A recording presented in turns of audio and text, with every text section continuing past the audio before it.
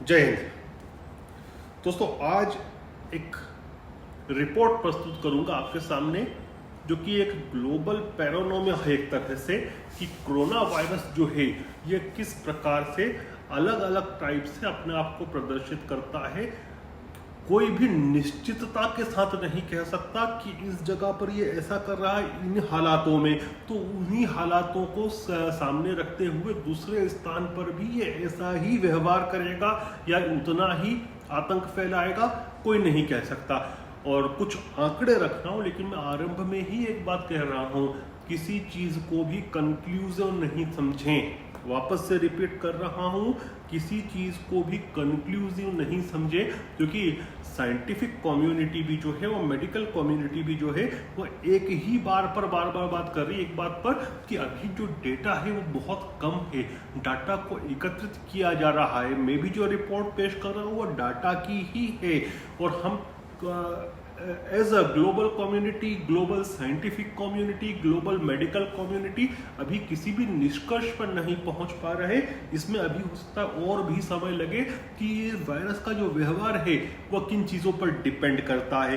देखिए, कोशिश तो ये हो रही है इसको भी जानने की कि ये, जिसको अंग्रेजी का एक शब्द है कैपेरिकस, कि कब किस प्रकार का व्यवहार करें, अनिश्चित है यह कि इसका व्यवहार क्या होगा, उसको समझने के लिए। और अभी तक कोई खास आपको सक्सेस नहीं मिली है इस चीज में, इसीलिए सोशल डिस्टेंसिंग और जो लॉकडाउन्स हैं वही सबसे मुफीद दिख रहा है।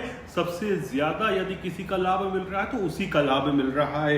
अब आप देखिए कि कोरोना वायरस जो है किस प्रकार से एक ही क्षेत्र में बॉर्डर के इस पार अलग रिएक्ट कर रहा है और दूसरे पार अलग रिएक्ट कर रहा है। मैं उदाहरण दूं आपको कि जैसे ईरान की बात करें, ईरान में इतनी डेथ्स हुई हैं कि वहां पर एक कब्र में कई लोगों को दफन करना पड़ रहा है। जगह कम पड़ रही है बरियल के लिए, या फिर जो व्यवस्थाएं करना मुश्किल पड़ती हैं, तो एक बड़ी ग्रेव के अंदर कई लोगों को दफन कर रहे हैं। मेरी एक दोस्त से इंग्लैंड में बात हो रही थी, उनका भी कहना यही था कि वहां पर भी बरियल्स को लेकर समस्या हो रही है, क्योंकि 30,000 लोग मर चुके हैं अभी तक इंग्लैंड में।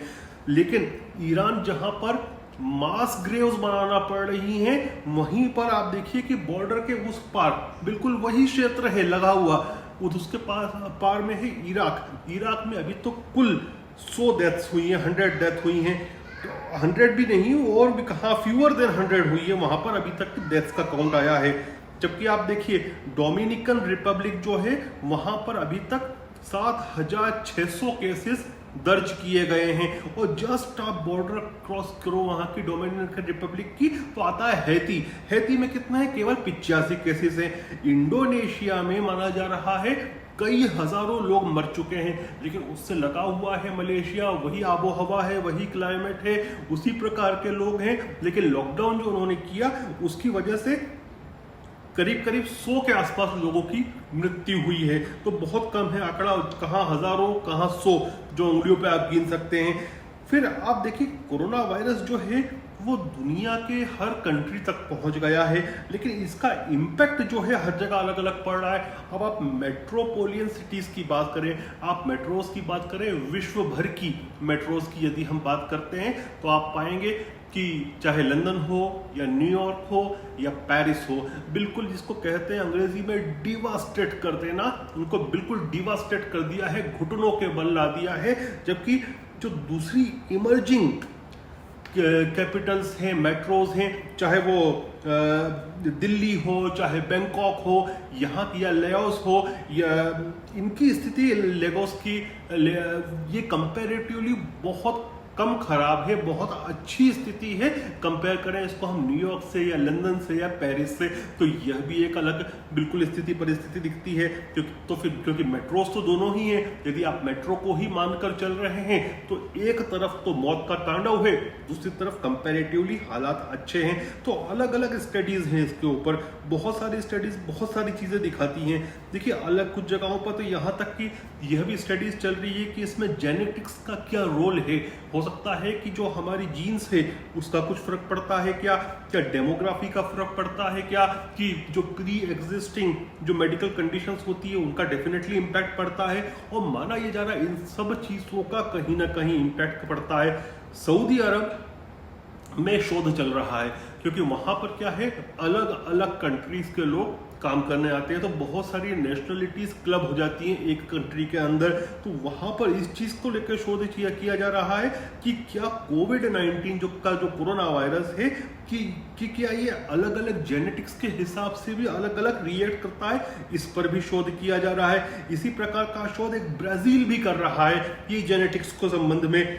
और अलग अलग कंट्रीज में एक चीज जरूर पाई गई है कि जो कुछ बीमारियां कोमॉर्बिडिटी जहां पर होती है, या फिर एज फैक्टर है, या मोटापा है, इनके साथ डेफिनेटली उसका प्रकोप बढ़ जाता है। लेकिन एक और चीज पे रिसर्च हो रही है, अभी कोई नहीं जानता कि चाहे ब्लड प्रेशर की जो दवाइयां हैं उनका क्या प्रभाव है उसके ऊपर, क्या वो नेगेटिव प्रभाव करती हैं, या जो ट्यूबरक्लोसिस का जिन लोगों को वैक्सीन लगा है क्या वो वैक्सीन उनके लिए कहीं ना कहीं सेफ्टी वॉल्व की तरह काम कर रहा है। ये भी अभी सिद्ध नहीं है, कुछ भी सिद्ध नहीं है, इस पर भी रिसर्च चल रही है।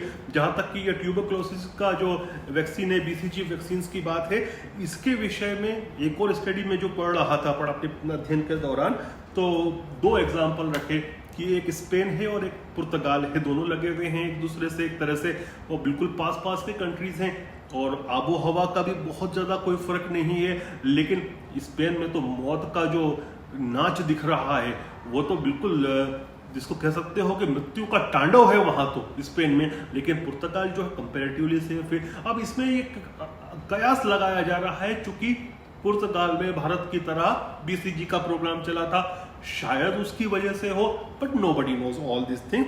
ये सब एक शोध चल रहा है इन चीजों पे। फिर एक विषय ये आता है टेम्परेचर, क्या जो तापमान है उससे क्या प्रभाव पड़ता है, क्योंकि एक चीज देखी गई कि बहुत सारे जो डेवलपिंग नेशंस हैं जहां पर क्लाइमेट अमूमन तौर पर गर्म होता है, और वहां की पॉपुलेशन भी कंपेयर टू वेस्ट या ठंडे कंट्रीज के यंगर पॉपुलेशन है, वो बहुत हद तक इसकी जो सबसे खतरनाक जो आदमखोर इसका दृश्य होता है कोरोना वायरस का, उससे बहुत हद तक बचे हुए हैं। लेकिन फिर इसके काउंटर दूसरे उदाहरण भी आप दे सकते हैं कि पेरू में टेम्परेचर भी जो है वह ज्यादा है, प्लस पॉपुलेशन भी यंग है।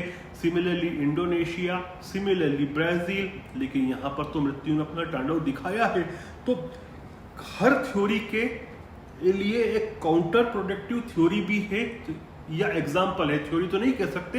हर जो भी हम थ्योरी प्रस्तुत करते हैं कि टेम्परेचर की वजह से यहाँ कमी है, तो कुछ एग्जाम्पल दुनिया में ऐसे दिख जाएंगे। हम कुछ लोग कह सकते हैं कि भारत में कंपैरेटिवली कम है क्योंकि ये गर्म कंट्री है, समर्स का मौसम है, लेकिन दूसरी कंट्रीज भी जो ट्रॉपिकल कंट्रीज हैं, इंडोनेशिया हुआ या ब्राजील हुआ, वहां पर फिर क्यों इतनी मृत्यु हो रही है। इसलिए ये भी नहीं कह सकते हम कि ये कारण है। फिर कुछ कंट्रीज जो हैं जैसे चाइना है, वह हम मानते हैं कि चाइना इससे बहुत हद तक उभर चुका है, उसने अपने कारखाने खोल दिए हैं, लेकिन यू नेवर नो। ये हुआ था 1918 में जब यूनाइटेड स्टेट्स ऑफ अमेरिका में स्पेनिश फ्लू फैला था। तो ये हुआ था कि जब समर्स आए थे वहां पर, तो वह बहुत हद तक खत्म हो गया था, लेकिन जैसे ही फॉल आता है वो वापस से और एक नई वेव आती है उसकी, और भी ज्यादा खतरनाक आती है। और फिर उसके बाद जो अगले साल आती है वो और भी खतरनाक आती है, इतनी खतरनाक आती है कि उसका फैलाव जो है वो समूचे विश्व में हो जाता है और लाखों लोगों को वो मौत के घाट उतार देता है। तो आज चाइना सुरक्षित है, पता नहीं कल वापस से एक नई वेव वहां पर आ जाए।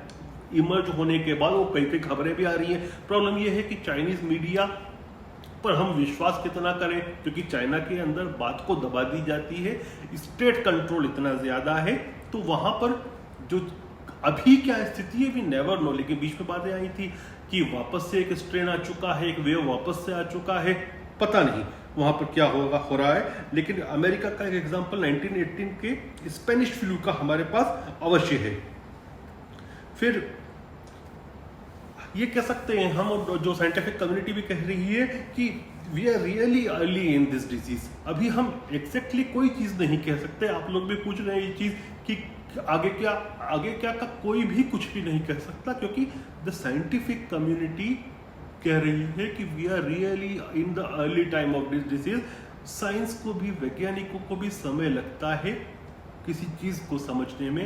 हालांकि 24/7 काम हो रहा है, किसी बीमारी पर आज तक इतना तेज काम नहीं हुआ समूचे विश्व में जितना इसके ऊपर शोध हो रहे हैं, चाहे वह दवाई खोजने के शोध हों, इसके लक्षण को समझने के शोध हों, इसके चरित्र को समझने की शोध हों, या फिर इसके टीके को बनाने के शोध हों। शोध कंटिन्यू चल रहे हैं, लेकिन बहुत सारे, यदि हम जो रिसर्चर्स हैं, साइंटिफिक कम्युनिटी के लोग हैं, उनकी चीज़ों का निचोड़ निकालें तो कुछ जो है ना कंक्लूजन है कि जिससे इसके व्यवहार जो है कुछ हद तक मालूम प्रिडिक्ट कर रहे हैं।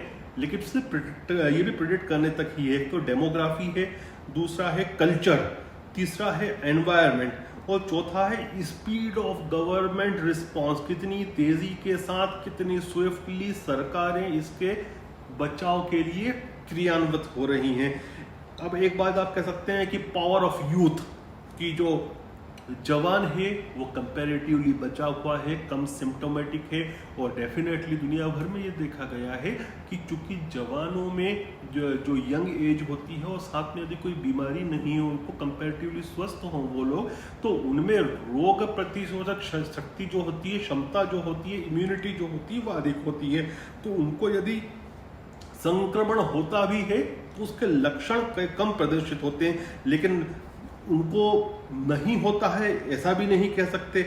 और बहुत हद तक के एक बात और भी सामने आई है, अफ्रीका में केवल पूरे के पूरे कॉन्टिनेंट की हम बात करें तो अभी तक जो रिपोर्टेड केसेस हैं वो 45,000 है। हालांकि आप ये सोच सकते हो, मैं भी सोचता हूँ कि अफ्रीका में जांच कितनी हो रही होगी हम नहीं जानते, अफ्रीका की रिपोर्टिंग कितनी होगी हम नहीं जानते, और डीप इंटीरियर का क्या होगा वी नेवर नो। लेकिन जो रिपोर्टेड है डाटा तो उसी को मानोगे ना आप कि जो रिपोर्टेड है, तो 45,000 केसेस आए हैं, जो कि बहुत छोटा पार्ट है 1.3 बिलियन लोगों का, एक पूरे कॉन्टिनेंट का।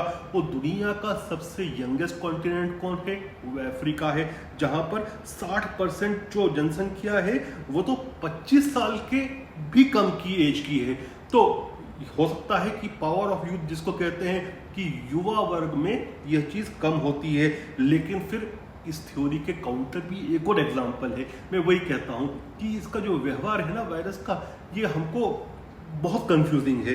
देखिए, थाईलैंड में और इराक के नजफ में जो लोकल हेल्थ ऑफिसर्स ने पाया गया कि 20 से लेके 29 वर्ष का आयु वर्ग के जो लोग हैं उनमें सबसे ज्यादा संक्रमण हुआ, लेकिन सिम्टम्स उनमें कम दिखते थे। मतलब जो खतरनाक सिम्टम होते हैं वह नहीं दिख रहे थे। लेकिन थाईलैंड में और इराक के जो नजफ वाला क्षेत्र है उसमें 20 to 29 ईयर्स का जो एज ग्रुप है उसमें सबसे ज्यादा सर्वाधिक संक्रमण के केसेस पाए गए। अब इसका यही कारण है कि जो इम्यूनिटी की ज्यादा होती है उन लोगों की, युवा अवस्था में बीमारियां कम होती हैं, बॉडी का रेजिस्टेंस ज्यादा होता है, तो जो उसके लक्षण हैं वह कम दिखते हैं। और फिर ग्रेजुअली ये होता है कि बॉडी के अंदर एंटीबॉडीज बन जाती हैं, वो एंटीबॉडीज उस रोगों को साफ कर देती हैं। यहाँ तक कि जो युवा की बात है, सिंगापुर और सऊदी अरब में एक चीज पाई गई कि जो लेबर है, जो विदेश से आई हुई लेबर है, वो बड़ी संख्या में है इन दोनों कंट्रीज में। और यूजुअली वो लेबर होती है, यंग होती है और हेल्दी होती है, उनमें सबसे ज्यादा संक्रमण हुआ। लेकिन उस संक्रमण का होने का एक कारण यह भी है क्योंकि वो छोटे छोटे घरों में एक साथ रहते हैं, आप कह सकते हैं डॉर्मेटरी लाइक सिचुएशन, उसकी वजह से भी संक्रमण हुआ। लेकिन दूसरी चीज यह भी पाई गई कि उनमें से अधिकांश को हॉस्पिटलाइज करने की जरूरत नहीं पड़ी, क्योंकि वही बात है कि शरीर यंग था, हेल्दी थे, तो हो सकता है लक्षण इतने प्रगाढ़ नहीं थे। अब लेकिन इनके विपरीत एक उदाहरण हमारे सामने और भी है, वो है जापान का। देखिए, जापान जो है दुनिया का सबसे बूढ़ा देश है, सबसे ज्यादा जो बुजुर्ग लोग पाए जाते हैं वो जापान में पाए जाते हैं। लेकिन यदि हम जापान में देखें तो अभी तक कुल 500 से कुछ ज्यादा मौतें हुई हैं कोरोना वायरस के कारण। तो वो थ्योरी को भी कहीं ना कहीं फिर डेंट पड़ता है युवा वाली, क्योंकि जापान तो सबसे बुजुर्ग देश है। लेकिन उस थ्योरी के सपोर्ट पे दूसरा भी एविडेंस मिलता है इटली का। इटली की जो एवरेज एज है, मीडियन एज है वो 45 वर्ष है।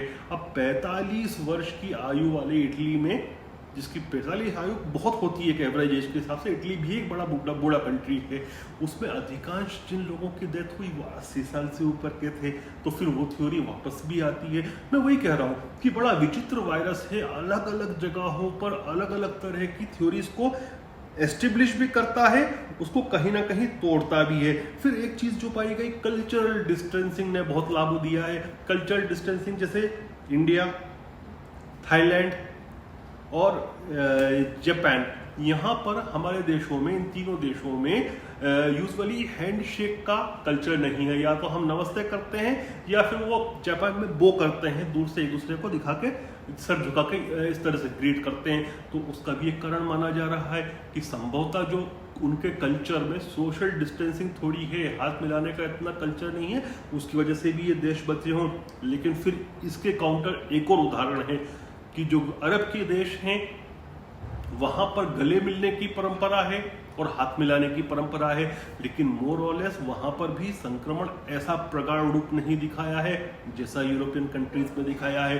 तो फिर वापस से एक थ्योरी है जो कि सच भी दिखती है, उसके काउंटर में दूसरा उदाहरण भी आ जाता है सामने।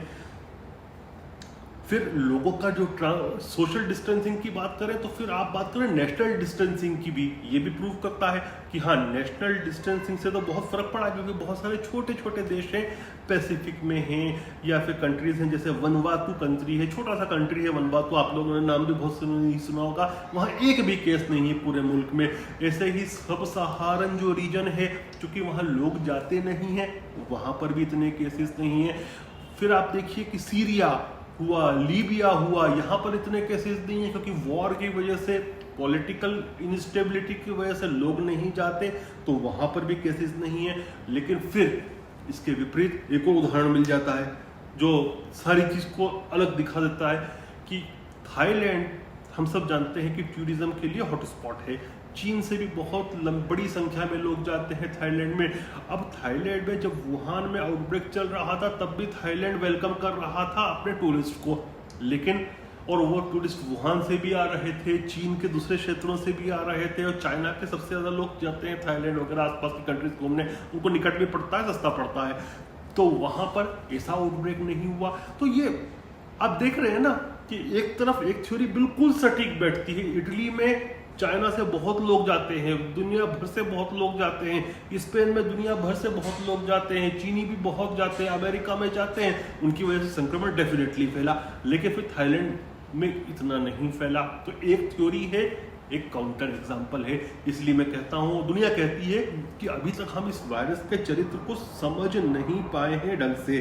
फिर एक और उदाहरण दिखता है कि डेफिनेटली जो इस तरह के संक्रमित जगहों पर जो लोग जाते हैं, क्योंकि वुहान से डेफिनेटली दुनिया भर के लोग कनेक्टेड थे, इतनी सारी फ्लाइट्स थी।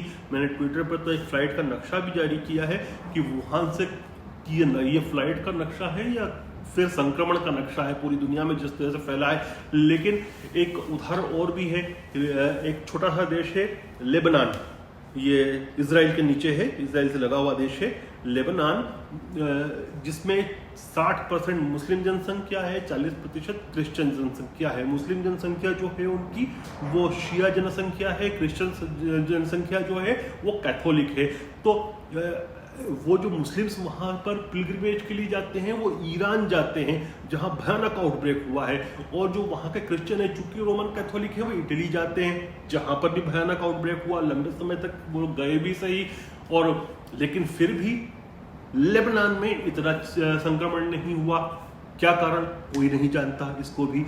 तो इस वायरस का जो चरित्र है वो अभी हम समझ नहीं पाए हैं, क्या कारण है जिससे ये फैलता है, किससे नहीं फैलता।